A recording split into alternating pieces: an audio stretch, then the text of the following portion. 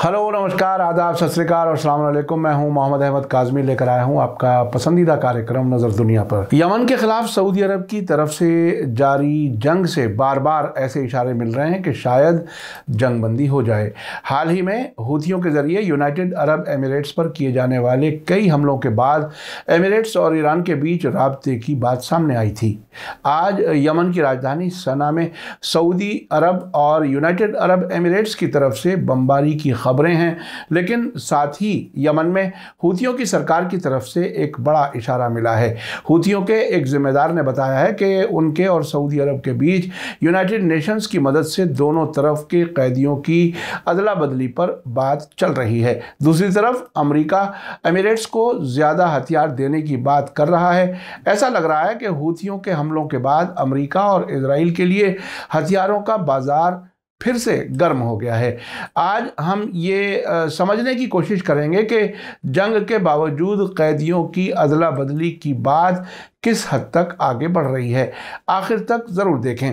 आपसे गुजारिश है कि अगर आपने अभी तक media star world YouTube channel subscribe नहीं किया है तो सब्सक्राइब कर लें और घंटी दबाना ना भूलें ताकि हमारी हर नई वीडियो का नोटिफिकेशन आप तक पहुंच सके।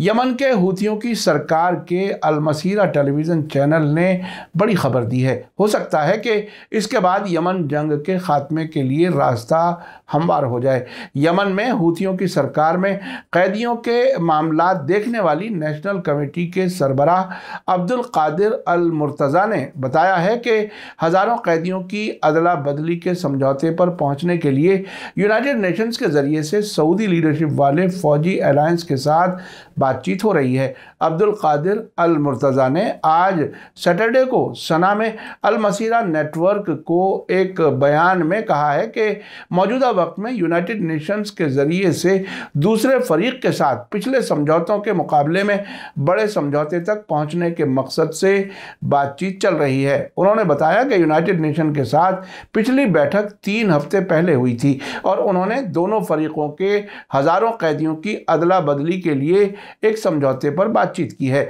यमन के कैदियों के मामलात की नेशनल कमेटी के सरबराह अब्दुल कादिर अल मुर्तज़ा ने यूनाइटेड नेशन से अगले दौर की बातचीत से पहले यूनाइटेड अरब एमिरेट्स को भी बातचीत में शामिल करने की अपील की है। उन्होंने यमन के साउथ के इलाकों में हज़ारों कैदियों को छुपाने के लिए यूनाइटेड अरब एमिरेट्स को जिम्मेदार ठहराया है।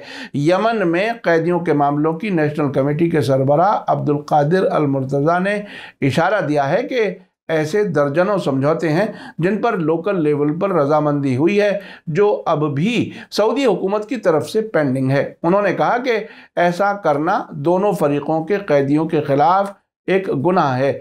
उन्होंने कहा कि कैदी के मामले में लोकल लेवल पर अदला बदली ही सऊदी की नज़र में खिलाफ वर्जी है। इस मौके पर अल मुर्तज़ा ने लोकल बिचौलियों के ज़रिए से अलग अलग मोर्चों पर फौज और समितियों के 10 कैदियों की आज़ादी का ऐलान भी किया।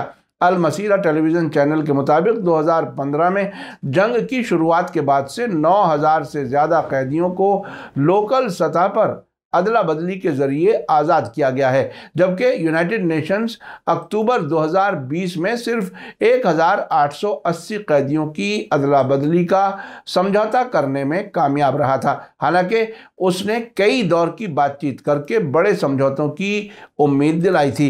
रिपोर्ट के मुताबिक सऊदी अरब ने 2021 में कैदियों के कई अदला बदली समझौतों को नाकाम किया है, क्योंकि इसका कैदियों के मामले पर पूरा कंट्रोल है और इसके भाड़े के फौजी बिना सऊदी अफसरों की मंजूरी के कोई फैसला नहीं ले सकते। यमन के कैदियों के मामलों की कमेटी के सरबराह अब्दुल कादिर अल मुर्तज़ा ने कहा कि ये उम्मीद की गई थी कि 2021 में कैदियों के मामले में सबसे बड़ी कामयाबी मिलेगी। यमन की हूथियों की नेशनल साल्वेशन सरकार की तरफ से सभी रियायतें दी गईं, लेकिन अमेरिका और सऊदी अरब की तरफ से रुकावट का सामना करना पड़ा। अल मुर्तज़ा ने आगे कहा कि सऊदी अरब के रवैये का हाल ये है कि वो एक ऐसा समझौता करना चाहता है जिसमें हमारे कैदियों को रिहा किए बिना उसके सभी अफसर और फौजी शामिल हों, रिहा कर लें। हालांकि हमने साफ कहा है कि हम बिना किसी सेलेक्टिविटी के सभी को रिहा करने के लिए तैयार हैं।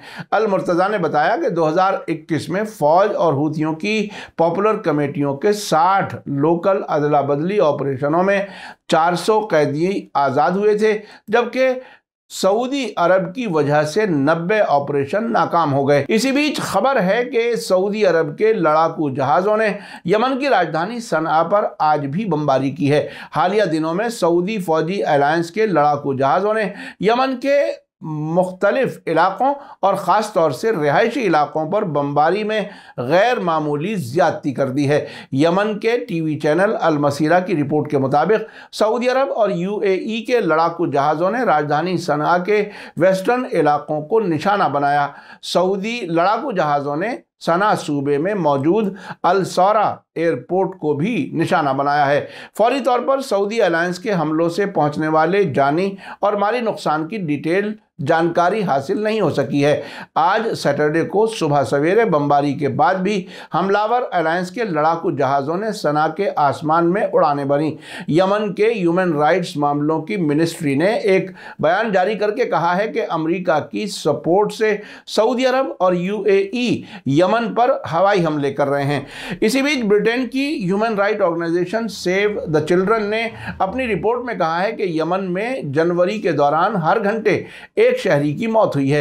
इस रिपोर्ट के मुताबिक सेव द चिल्ड्रन का कहना है कि यमन में पिछला महीना मार्च 2015 में यमन के खिलाफ सऊदी फौजी अलायंस के जरिए थोपी गई जंग के बाद से सबसे खूनी महीना रहा है। रिपोर्ट में दिए गए आंकड़ों के मुताबिक 6 जनवरी 2022 से 2 फरवरी 2022 तक यमन में 200 से ज्यादा एडल्ट और 15 बच्चे मारे गए हैं, जबकि इस दौरान 354 बड़े और 30 बच्चे जख्मी हुए हैं। इस रिपोर्ट के मुताबिक जनवरी महीने में यमन में मुतासरीन की तादाद पिछले साल के किसी भी महीने से 3 गुना ज़्यादा है। सेव द चिल्ड्रन के डायरेक्टर जिलियान मवीज़ का कहना है कि अब यमन जंग में बच्चों पर हो रहे जुल्म पर खामोश बैठना जायज़ नहीं है। हम किसी भी तरह से बच्चों की ज़िंदगी को नज़रअंदाज नहीं कर सकते। आपको याद दिला दूं कि हाल ही में हूथियों ने सऊदी अरब के आबहा इंटरनेशनल हवाई अड्डे में अहम फौजी ठिकाने को निशाना बनाकर हमला किया था। उनकी तरफ से स्पोक्सपर्सन ब्रिगेडियर जनरल याहिया सरी ने बताया था कि एयरफोर्स ने इस ऑपरेशन में घरेलू तौर पर बनाए गए कासिफ 2 नाम के लड़ाकू ड्रोन का इस्तेमाल किया था। याहिया सरी ने यह भी कहा था कि आबहा हवाई अड्डा उन हवाई अड्डों में से एक है जो यमन के खिलाफ फौजी सरगर्मियों के लिए इस्तेमाल किया जाता है।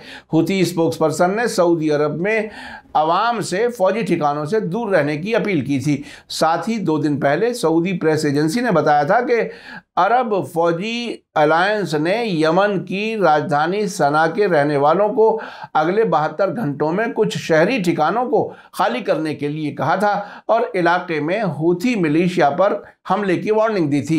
एसपीए के जरिए दिए गए एक बयान में कहा गया था कि सना में अहम ठिकानों पर बमबारी की जाएगी। आपको बता दूं कि सऊदी अरब और उसके कई दोस्त मुल्कों ने मिलकर अमेरिका और यूरोपीय मुल्कों की सपोर्ट हासिल यमन के साबिक प्रेसिडेंट अब्द रब्बू मंसूर हादी की सरकार को बहाल कराने के मकसद से मार्च 2015 में यमन के खिलाफ जंग शुरू की थी।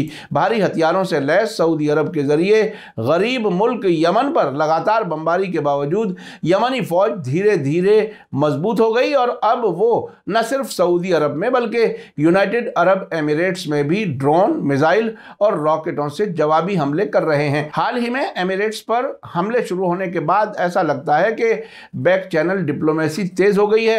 सऊदी अरब और ईरान और यूनाइटेड अरब एमिरेट्स और ईरान के बीच बातचीत फिर से शुरू होने के इशारे मिल रहे हैं। दिसंबर 2021 में यूनाइटेड अरब एमिरेट्स के नेशनल सिक्योरिटी सलाहकार शेख तनहून बिन जायद ने तेहरान में प्रेसिडेंट इब्राहिम रईसी और वहां के सुप्रीम नेशनल सिक्योरिटी काउंसिल के सरबराह अली शमखानी से मुलाकातें की थी। इस मौके पर एडमिरल अली शमखानी ने कहा था कि परमानेंट स्टेबिलिटी और सिक्योरिटी सिर्फ लगातार बातचीत और कोऑपरेशन के जरिए से कायम की जा सकती है।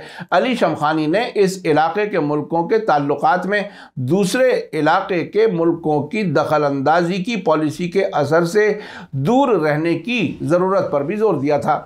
अब देखना है कि यमन जंग को ख़त्म करने की कोशिशें तेज़ होती हैं या अमेरिका और इजराइल के इशारे और उकसावे से सऊदी अरब और यूनाइटेड अरब एमिरेट्स यमन के ख़िलाफ़ हमलों में शिद्दत करते हैं। जानकार लोगों का कहना है कि अगर हालात अब भी नहीं संभले तो तबाही बढ़ेगी और इसका असर न सिर्फ इलाके के मुल्कों बल्कि बहुत से और मुल्कों पर भी पड़ेगा।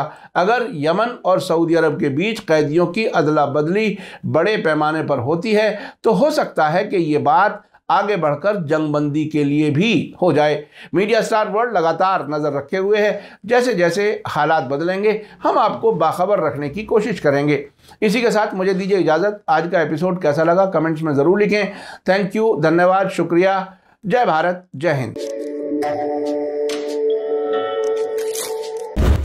मीडिया स्टार वर्ल्ड के और वीडियो देखने के लिए हमारे चैनल को सब्सक्राइब करें और सीधे नोटिफिकेशन पाने के लिए बेल आइकन दबाएं।